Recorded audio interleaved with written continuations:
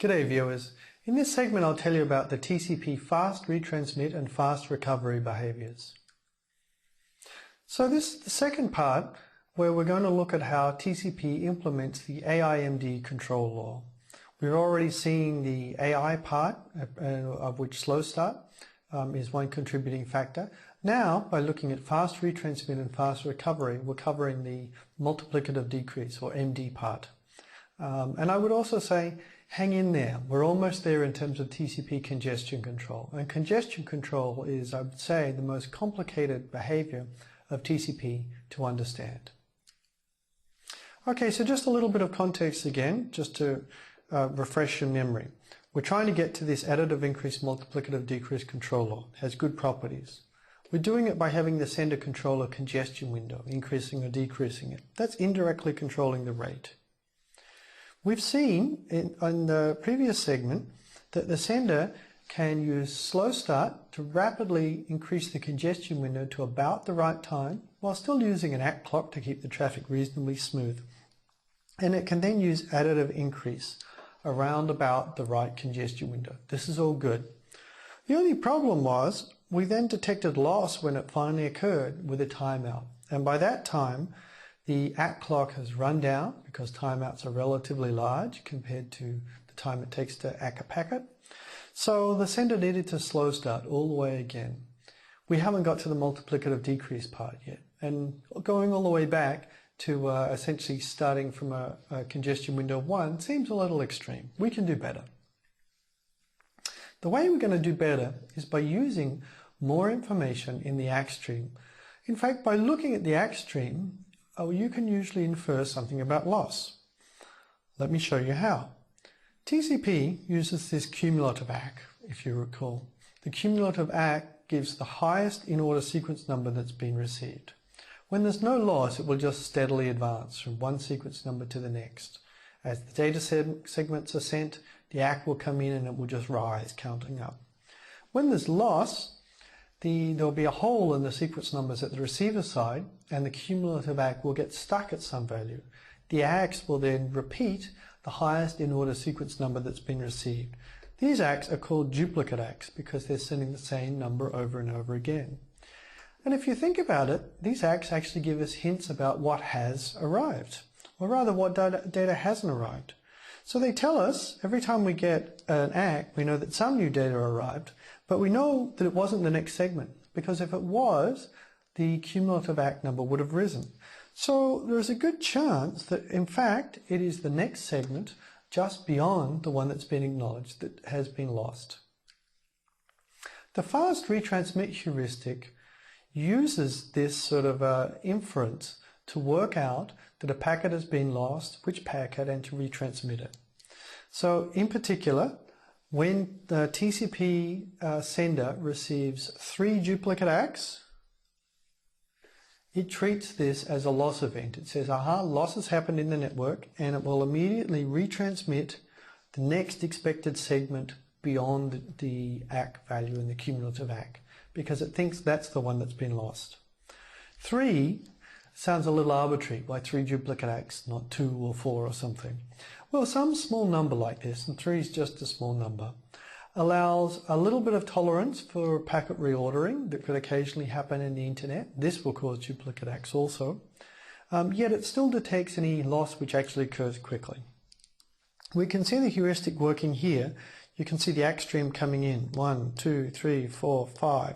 Now we get duplicates. Here's a duplicate, first duplicate, 5. Well, so a packet arrived on the other side, but it wasn't 6. Or this ACK would have gone up again. 5, still haven't got 6. 5, still haven't got 6.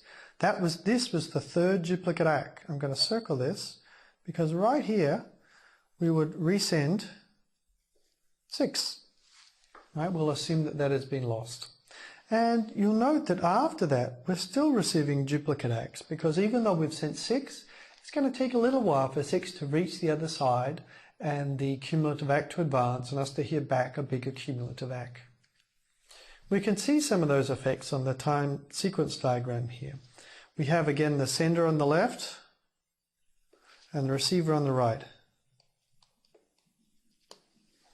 Now ACKs have been sent merrily. Also let me see. So this text is actually showing the receipt of information. Okay, so the sender and receiver labels are important. So in fact, this coming in is ACK 10. And you can see the ACKs are going up normally as they come. And the last, they go up 10, 11, 12, 13. And for the last ACK 13 that's received, that's ACK 13 there. I'm just going to do this to make this figure a little clearer. Then we actually send data 20 here to the receiver. Before that, we would have sent data 19, 18, and so forth. But now look what happens here. First duplicate ACK, ACK 13. Uh-oh. So we can't advance the window, so no new data goes out. ACK 13 again, same thing. ACK 13 now. This is the third duplicate ACK. So fast retransmit hits, and we send 14. And now after that, we're going to get more ACK 13s until eventually the ACK comes back. And that's not going to be an ACK for 14. That's going to be an ACK for where we were already. Previously, we had sent all data up through 20, but 14 was lost. Now that we've got 14, our cumulative ACK can jump to 20. And we see here the ACK jump to 20. So the hole's been filled, everything's good again, and now we can continue sending packets. Okay. However, hang on, let me just finish off fast retransmit. So fast retransmit can repair a single segment loss, and it can detect that this segment has been lost very quickly. This is usually before the timeout goes off, because it's about the shortest amount of time it could possibly take before you could even hear information from the other side about the loss. However, you might have noticed that we're not finished yet. After the fast retransmit segment, we had some quiet period where we were just sort of waiting, twiddling our thumbs for the ACK to advance, even though we were getting new ACKs in that were further duplicate ACKs, and we weren't sending out packets.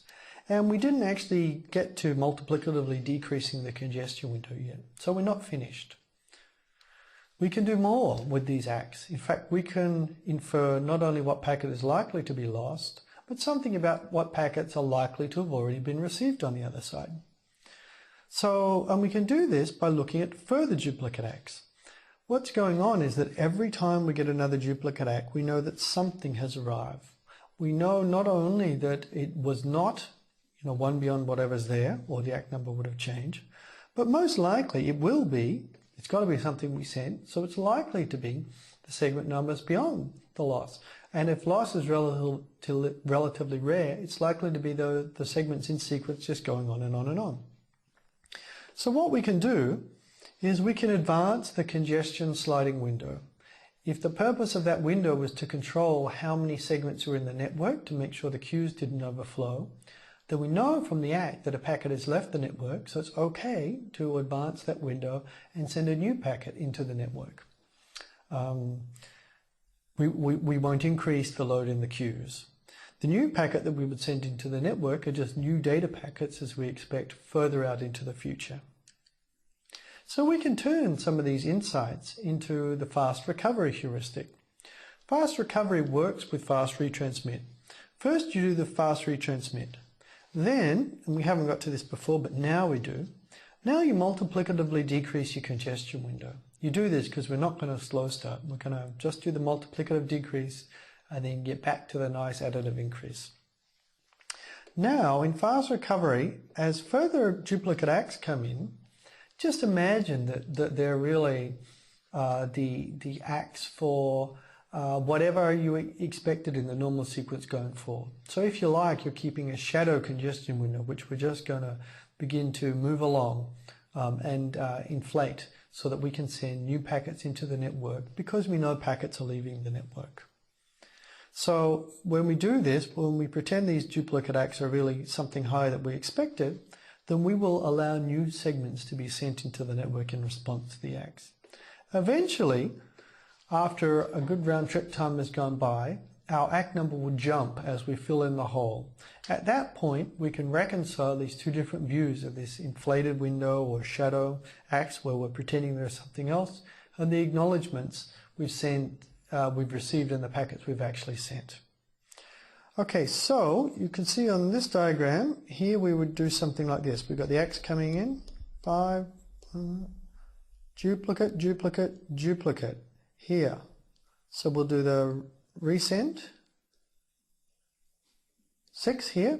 Now we're getting further duplicates. After a little while, we've halved our congestion window, we've multiplicatively decreased it, so it's smaller, so we might need to let some of the packets drain out of the network. But at some point, let's say here, while our ACK has not jumped, we would like to send new data as ACKs come. So I'll say send, I don't know, 10. I'll just pretend we're up to 10 now. So that's what fast recovery is going to let us do. Here's a time sequence diagram to go over it a little bit. We have the sender on the left and the receiver on the right as before. So now I'm just showing the bit for where Act 12 came in here. And we'll go through the sequence. You get to Act 13 where you get a duplicate, duplicate, third duplicate. At this point, we'll do several things. We'll do the fast retransmit. That's the data 14. That's to fill in the hole on the other side. And we'll now set our SS thresh and to the congestion window over 2, and we'll also change the congestion window to the congestion window over 2. So we'll multiplicatively decrease the congestion window. Now, because it's smaller, some other packets may need to leave the network. But with fast recovery, eventually, as we get another duplicate ACK in, we will send packets out here. So more ACKs advance the window, and you can send new segments before the ACK jumps. Sometime later down here, the ACK jumps, and at that stage we can exit fast recovery. We know what's over the other side, we know what's sent, we can make sure that our congestion window is okay.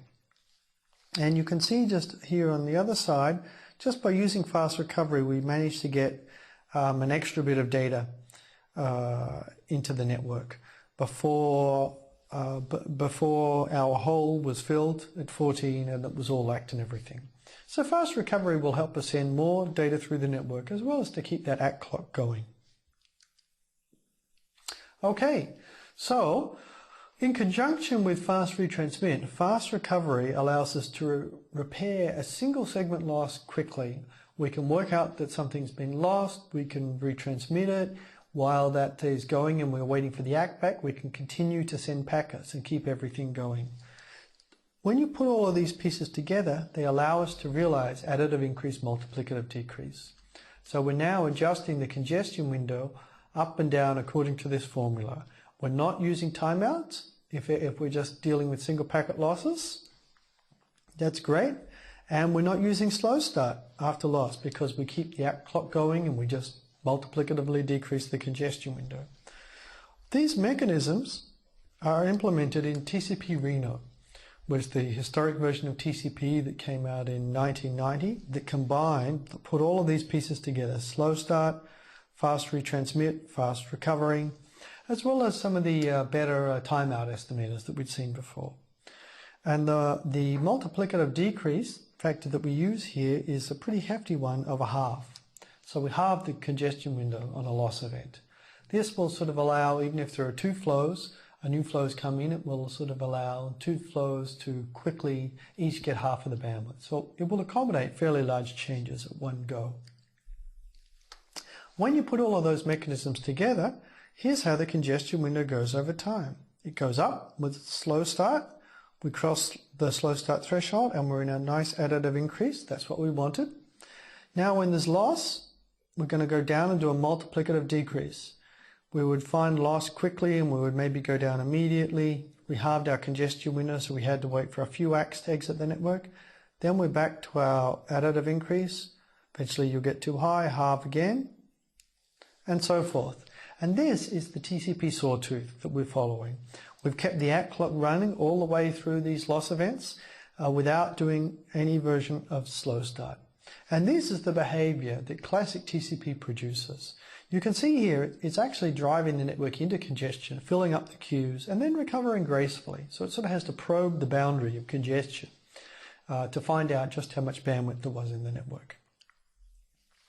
Now we're going to stop there for understanding congestion control. We've seen how classic TCP congestion control has been implemented. Modern congestion control goes beyond it. in many small respects. I'm just going to briefly mention some of them. So we've got to Reno. TCP Reno can repair 1 loss per round trip time using its mechanisms. If you were unfortunate enough to have multiple losses per round trip time, you would end up needing a timeout to recover from them. Then we'd have to start again with slow start because we've timed out and our ACK clock is broken and so forth. A common version of TCP that's deployed in the internet today, perhaps the most popular, is a classic style mechanism, is TCP New Reno. That's Reno with further heuristics that allow it to repair multiple losses in 1 round trip time without a timeout. So it's still using inference, but it's doing a slightly better job, and it can often do a little better in terms of repairing things. But one step beyond that, that's an even better idea, is something called SAC, TCP with selective acknowledgements. We actually looked at the selective acknowledgement option earlier, as well as the cumulative ACK. They add information about the byte ranges you've got.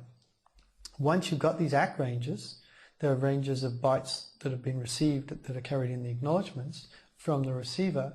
The sender no longer needs to guess which packets may or may not have got there. The receiver's telling it. So this is much cleaner and more straightforward in terms of trying to work out what might be lost and retransmitting it. You can retransmit without the guesswork. So SAC is the option that is increasingly used in modern TCP. It's simply a matter of deploying it and turning it on. So now we know how TCP congestion control works in routers that lose packets.